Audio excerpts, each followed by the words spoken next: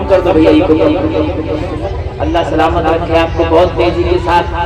میری تقریر بہت لمبی ہو جاتی ہے، پتہ بھی نہیں چلتا، مجھے لگ رہا میں اب شروع ہوا ہوں، ہاں، اور ٹائم یہ کہہ رہا ہے کہ اب ختم کرنا چاہیے۔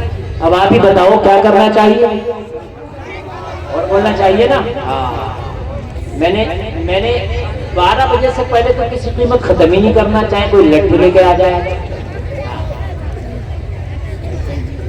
حبیب اجمی سے کہتا بچے نے کہا کہ 2 دینار دے دینا، 1 دینار کم کر دے مگر مجھے نماز کی اجازت دے۔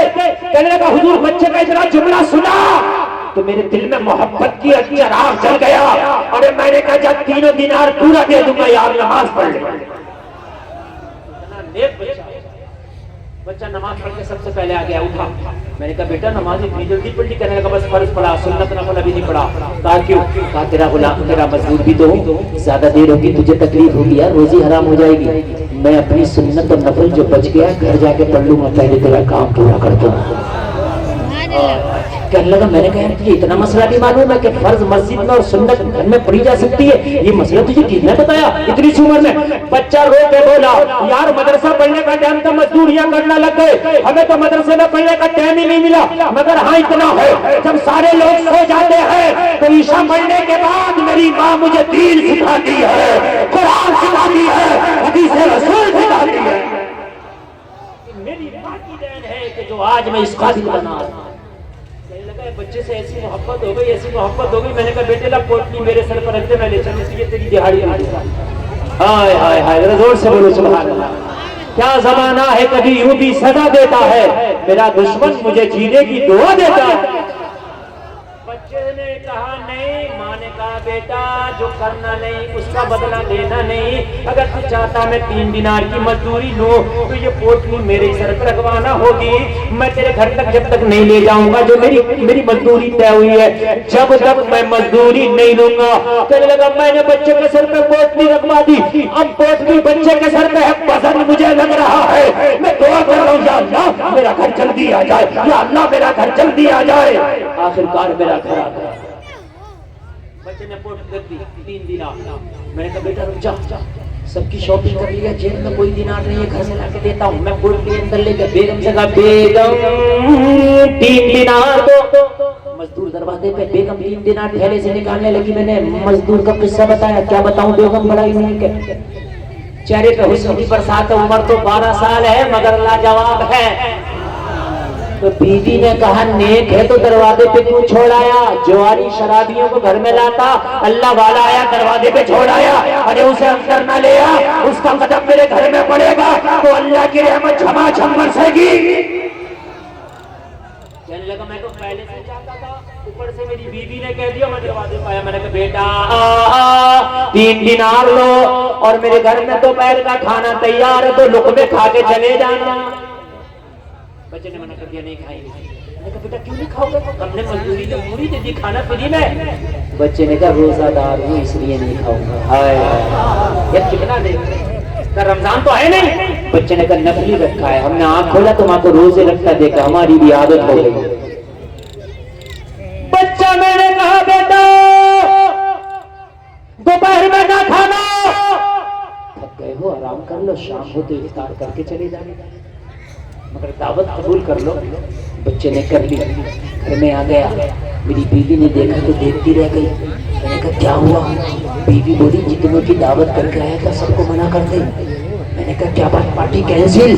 بیوی نے کہا پارٹی کینسل نہیں، پارٹی تو ہوگی مگر دنیا دار کی نہیں ہوگی، آج اس روزے دار کی ہوگی، محمد کے وفادار کی ہوگی۔ اللہ اللہ کہنا سبحان اللہ، دیندار کی ہوگی۔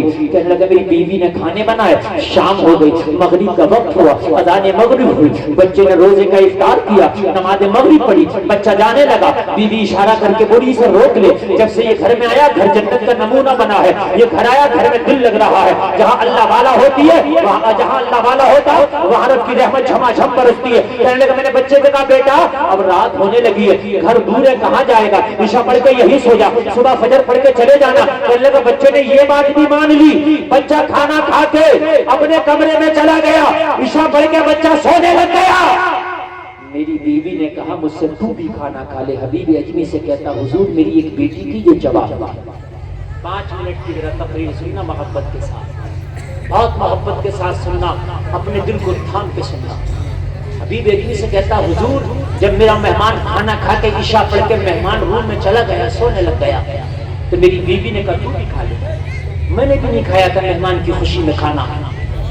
میری ایک جوان بیٹی تھی جو نہ چل سکتی تھی، نہ ہاتھ سے اٹھا کے لقمہ کھا سکتی تھی، معصوم تھی، کمرے میں پڑی رہتی تھی، ہمیشہ کھانا میں یا میری بیوی کھلاتی تھی۔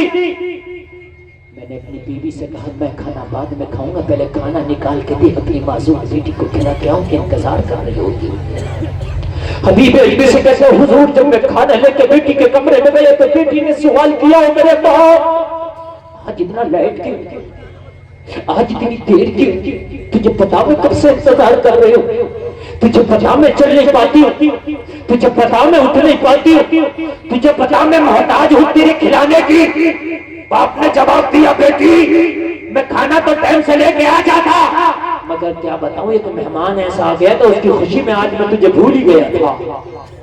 بیٹی نے کہا باپ تو مہمان کیسا تھا جو مجھے بھول گیا تھا؟ کہا بیٹی مہمان ایسا تھا کہ میں خود کو بھی بھول گیا تھا۔ بیٹی نے کہا مجھے کھلاتا جا اور اس مہمان کے بارے میں ذرا بتاتا جا، وہ مہمان تھا کیسا؟ اللہ کی قسم کھا کے کہتا ہوں کہنے لگا میں بتاتا چلا گیا، بیٹی کو کھلاتا چلا گیا۔ جیسے ہی بیٹی کھانا کھا کے فارغ ہوئی تو مسکرا کے بولی اتنا نیک مہمان آیا ہے تو اگر آج تو پوری رات بھی کھانا نہ کھلاتا تو خدا کی قسم میں شکوے نہ کرتی، وہ باپ ہو سکے تو اس سے میرے لیے دعائیں کرا دینا۔ کہنے لگا میں بیٹی کو کھلا کے چلا آیا، بعد میں نے کھانا کھایا، میری بیوی نے کھانا کھایا۔ ابھی میں سے کہتا حضور اس کے بعد رات تھی میں سو گیا، میں اپنے بستر پہ سو رہا ہوں، میرا مہمان اپنے بستر پہ، میری بیٹی اپنے کمرے میں اپنے بستر پہ سو رہی ہے۔ آدھی رات آئی، میرے دروازے پہ کسی نے دستک دی، اچانک میری آنکھ کھلی، میں گھبرا کے اٹھا، میں نے اپنی جانتا سے کون؟ دروازے سے آواز آئی بابا دروازہ کھولو تمہاری بیٹی کھڑی ہے۔ یار جو بیٹی آج تک اٹھ نہ سکی ہو، آج تک ایک قدم چل نہ سکی ہو، آج تک ایک لقمہ کھانا سکی ہو، وہ کہہ رہی ہے کھڑی ہے، بولے تعجب ہوگا کہ نہیں ہوگا؟ یہ تو تعجب کی بات ہے کہ نہیں ہے؟ کہنے لگا میں حیرت میں پڑ گیا، یا اللہ بڑے بڑے ڈاکٹروں نے علاج کر دیا، بڑے بڑے طبیبوں نے حکیموں نے علاج کر دیا، میرے بولا میری بیٹی کہہ رہی ہے میں کھڑی ہوں۔ اللہ یہ کرشمہ کیسے؟ آدھی رات میں میرے گھر میں یہ کرشمہ کیسے؟ میری سانسیں تیز ہو گئی، پیشانی پہ پسینہ آ گیا، بستر سے دروازے تک کا سفر بڑا طویل لگنے لگا۔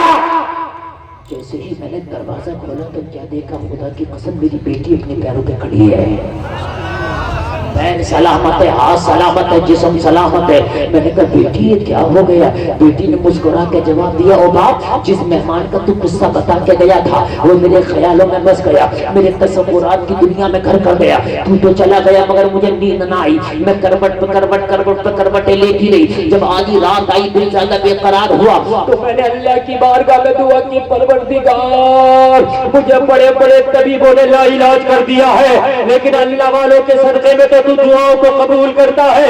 میرا باپ بتا کے گیا ہے جو آج گھر پہ مہمان آیا ہے بڑا ہی نیک ہے، پروردگار اگر واقعی میرا مہمان نیک ہے تو اس کے صدقے میں مجھے شفا دے دے۔ کہہ رہی ہے باپ اتنی دعا کرنا تھا کہ زبان ابھی بند نہ ہو سکی تھی، میرا پیر حرکت کرنے لگا، میرا بدن سلامت ہو گیا۔ باپ نے اتنا سلا تو چھوڑنے لگا اور اعلان کرنے لگا جب ان کے گدے بھر دیتے ہیں شاہان زمانہ کی گھوڑی محتاج کا جب یہ عالم ہے محتاج کا عالم کیا ہوگا؟ نعرہ تکبیر، نعرہ رسالت، سیرت مصطفیٰ کانفرنس، نعرہ تکبیر۔ 2 منٹ کی بات اور ذرا محبت سے سنے یار، محبت کے ساتھ سنے۔ کہنے لگا میں نے بیٹی سے کہا بیٹی چل اس کا شکریہ تو ادا کر دیں۔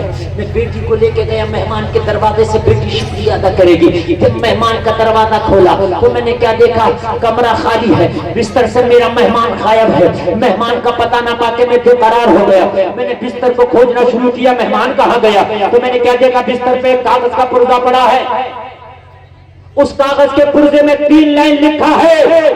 میں نے کاغذ کا پردہ اٹھایا، میں نے پڑھنا شروع کیا۔ پہلی لائن میں لکھا تھا ہم نے تیرا گھر چھوڑ دیا ہے اس لیے کہ ہمارا راز کھل گیا ہے۔